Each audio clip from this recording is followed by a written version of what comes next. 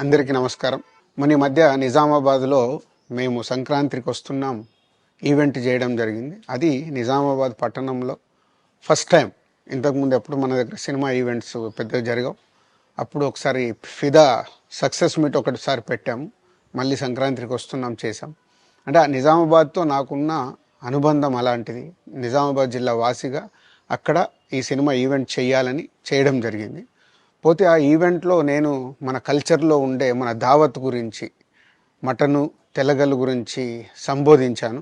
నేను ఆ మాటలలో తెలంగాణ వాళ్ళని నేను అవమానించానని, తెలంగాణ మీద హేళన చేశానని కొంతమంది మిత్రులు కామెంట్స్ చేసి సోషల్ మీడియాలో పెట్టారని తెలిసింది. నా ఉద్దేశం అదే స్పీచ్లో లాస్ట్లో చెప్పడం జరిగింది. తెలంగాణ మన కల్చరు, మన దావత్తు నేను మిస్ అవుతున్నాను. సంక్రాంతికి 2 సినిమాలు రిలీజ్ అయ్యాక మన తెలంగాణ కల్చర్ దావత్ని నాకు చేసుకోవాలని ఉందని. సో మన కల్చర్ని అభిమానిస్తాను నేను. అదే అర్థం చేసుకోకుండా దాన్ని కొందరు సోషల్ మీడియాలో రాద్ధాంతం చేస్తున్నారని తెలిసింది. నిజంగా మీరందరూ ఆ మాట వల్ల ఏదైనా హర్ట్ అయి ఉంటే నన్ను క్షమించండి. ఎందుకంటే నా ఉద్దేశం అది కాదు. ఎందుకు చెప్తున్నానంటే, నేను నిజామాబాద్ జిల్లా బాన్సువాడలో ఫిదా అనే సినిమా షూటింగ్ చేసి ప్రపంచవ్యాప్తంగా ఆ ఫిదా సినిమా ఎంత అప్లాజ్ వచ్చింది, భానుమతి క్యారెక్టర్కి, మన తెలంగాణలో ఉండే కల్చర్కి, ఆ సినిమా ఎంత ఒక ఫ్యామిలీ ఎమోషన్స్కి ఎంత విలువ ఇస్తామనేది చెప్పడం జరిగింది ఆ సినిమాలో. అది ప్రపంచవ్యాప్తంగా ఫిదా సినిమా ఎంత పెద్ద హిట్ అయిందో మీ అందరికీ తెలుసు. అలాగే బలగం అనే సినిమా తీసినప్పుడు తెలంగాణ సమాజం మొత్తం మమ్మల్ని అభినందించింది. తెలంగాణ ప్రజలందరూ ఆ సినిమాను ఆదరించి ఇది మా సినిమా అని గుండెలకు హత్తుకున్నారు.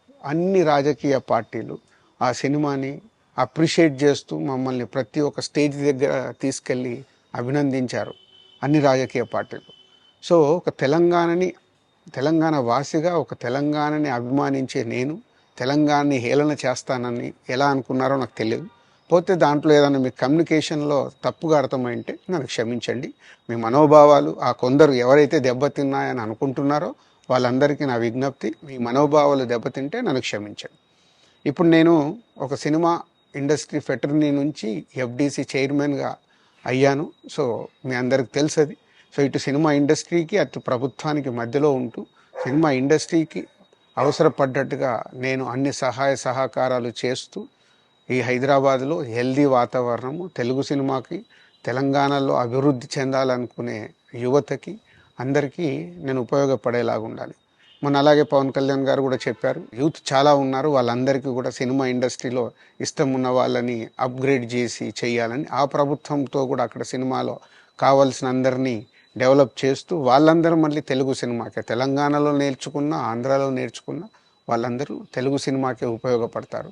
సో అందరికీ, తెలంగాణలో ఉండే అన్ని రాజకీయ పార్టీలకి నా విజ్ఞప్తి, నన్ను రాజకీయాల్లోకి లాగకండి. అలాగే ఎఫ్డీసీ అనేది కూడా సినిమాకి ఉపయోగపడే లాంటి అభివృద్ధి పనుల గురించి అవే చేస్తాను తప్పితే అది రాజకీయాలకు సంబంధించింది కాదు.